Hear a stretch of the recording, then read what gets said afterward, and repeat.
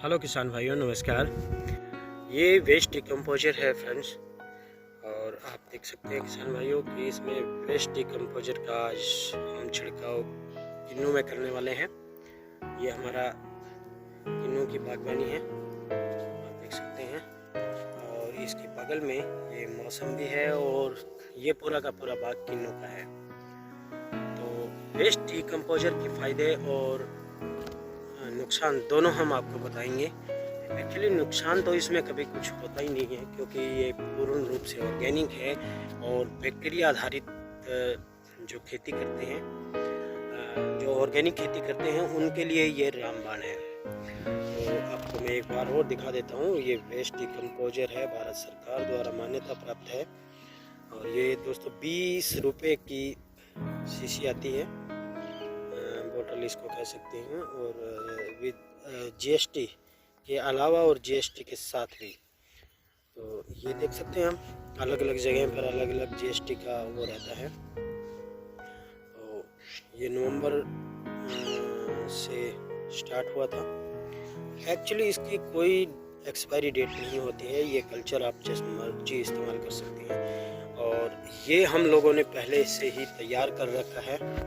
ये है दोस्तों वेस्ट डिकम्पोजर, और इसको एक बार हम दोबारा से पानी में को थोड़ा सा डंडे से हिलाएंगे।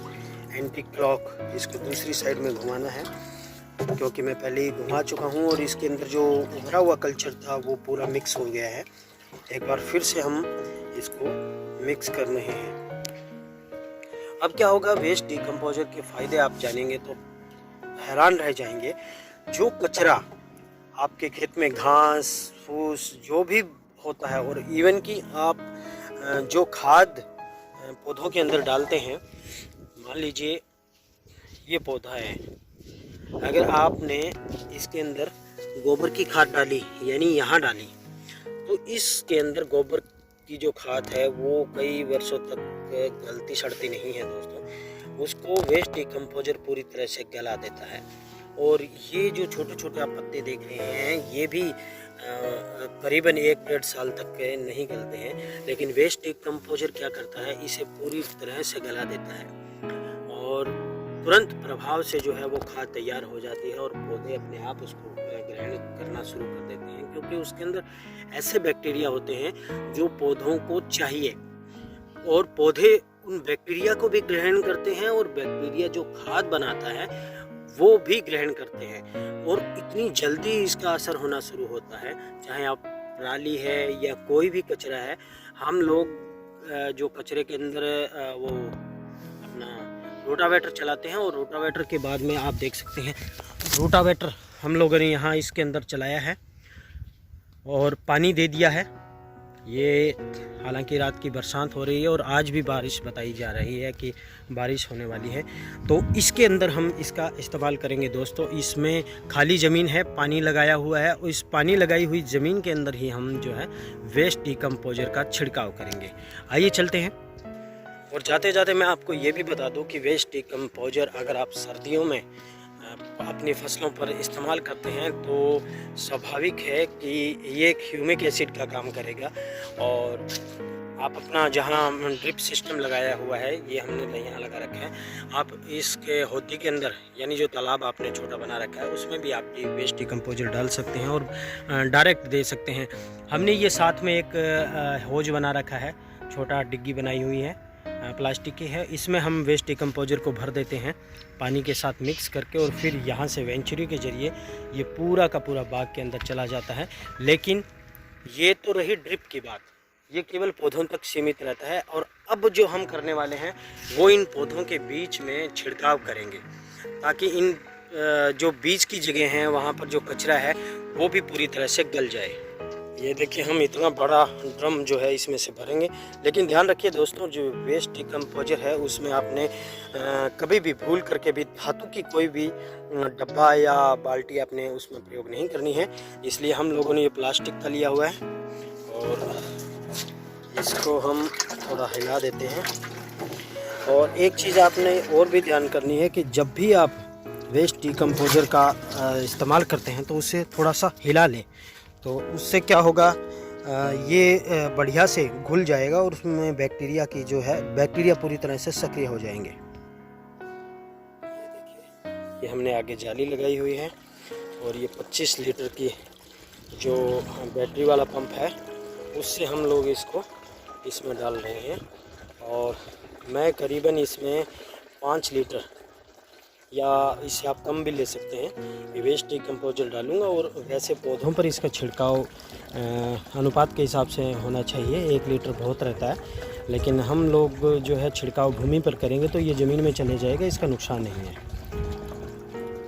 अब इसमें दोस्तों हम लोगों ने ये वेस्ट डिकम्पोजर डाल दिया है और ये देखिए 25 लीटर वाली हमने डोली का इस्तेमाल हम कर रहे हैं। ये बैटरी से संचालित है और इसको ध्यान रखना है आपने बैक्टीरिया को। जब आप वेस्ट डिकम्पोजर को लेते हैं तो हाथों में दस्ताने पहने और कोशिश करें कि मुंह पे भी आप थोड़ा कपड़ा बांध लें, ताकि वैसे तो बैक्टीरिया कपड़े के अंदर से भी होकर के चले जाते हैं, लेकिन फिर भी आपने अपनी सेफ्टी के लिए, क्योंकि बैक्टीरिया जनित बीमारियां होने का खतरा उन लोगों को रहता है जिनको एलर्जी है या जिनकी चमड़ी जो है वो नाजुक है। चाहे वो कोई भी केमिकल है, कोई भी स्प्रे है, उससे भी हो सकता है।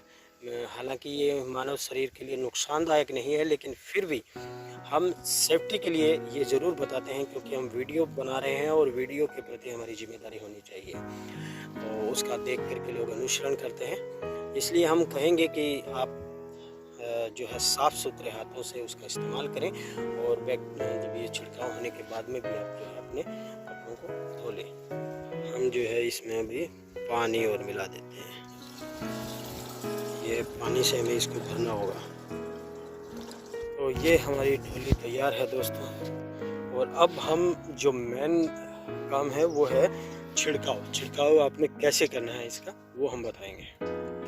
ये लीजिए दोस्तों, अब हम चलते हैं छिड़काव की तरफ।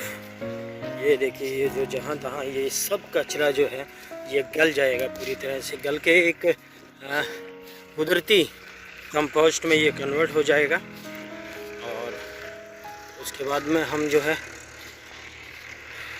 इसके बाद जो है वेस्ट डिकम्पोजर के बाद करीबन 1 हफ्ते बाद हम आपको बताएंगे कि ट्राइकोडर्मा जो है वो कैसे मल्टीप्लाई करना है। एक चीज़ और ध्यान रखिएगा दोस्तों, जो ऑर्गेनिक खेती करते हैं उनको खासकर इस चीज़ का ध्यान रखना ज़रूरी है कि आप सरकारी दुकान से ही ये सब खरीदें।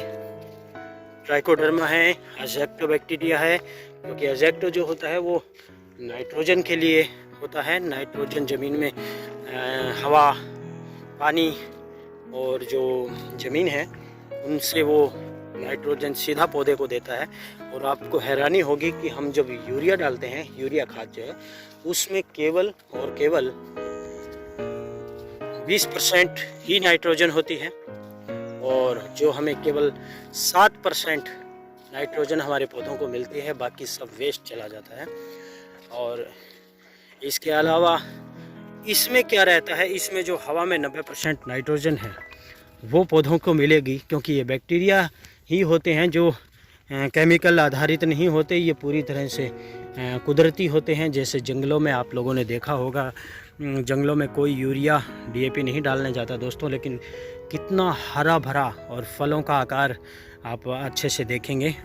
तो अभी हम जो है आपको ट्राइकोडर्मा का बताएंगे, इसके बाद जो नेक्स्ट वीडियो हम डालेंगे उसमें ट्राइकोडर्मा होगा और उसको मल्टीप्लाई कैसे करते हैं, क्या क्या सावधानियां होनी चाहिए। बहुत सारे यूट्यूब पर लोग बताते रहते हैं कि ऐसे करना चाहिए, वैसे करना चाहिए। नहीं दोस्तों, ये कुदरती तरीके से पनपने वाले जीव हैं और इनको ऐसे ही पनपने देना चाहिए। और इस भूमि में जब हम ऑर्गेनिक मैटर का इस्तेमाल करेंगे, बैक्टीरिया का इस्तेमाल करेंगे, तो उनको खाने के लिए, यानी बैक्टीरिया केंचुओं का भोजन होता है और केंचुए इस भूमि में और जल्दी आएंगे। तो आप समझ सकते हैं कि केंचुओं की क्या उपयोगिता है और उनके आने के बाद क्या होता है। तो अभी चलते हैं, शुरू करते हैं। ये देखिए, आपने इस तरह से खुला पानी जो है वो भूमि पर इस तरह से छिड़काव करना है दोस्तों। ये ज़रूरी इसलिए भी है क्योंकि पानी जो है आपने पूरा डालना है, ताकि वो भूमि में आसानी से चले जाएं।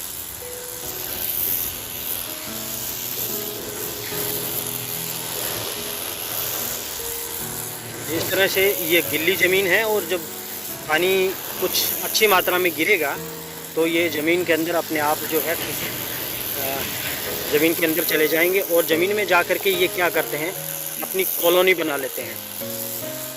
और जब कॉलोनी तैयार हो जाती है तो इनकी संख्या अपने आप बढ़ती चली जाती है और भूमि में जितनी मात्रा इन बैक्टीरियाज़ की होनी चाहिए वो सीमित हो जाती है। और उसके बाद में जो भूमि की गहराई में केंचुए जो होते हैं वो 7 से 8 फीट गहरे भी पाए गए हैं। और वो क्या रहते हैं, जो देखिए केंचुए 2 तरह के होते हैं। एक तो गोबर में जो तैयार होते हैं, मल्टीप्लाई होते हैं, वो नहीं, वो उसका कोई महत्व नहीं है। जो भूमि के अंदर रहने वाले बैक्टीरिया हैं और केंचुए हैं वो ऊपर आ जाते हैं, क्योंकि ऑर्गेनिक मैटर उनका जो है मुख्य भोजन है और उनको खाने के लिए वो ज़मीन के ऊपर आएंगे। और केंचुआ जो है अगर ज़मीन के अंदर फैलता है दोस्तों, तो मैं यही कहूँगा कि बल्ले बल्ले हो जाएगी। ओके दोस्तों, अगली बार फिर मिलते हैं ट्राइकोडर्मा के साथ।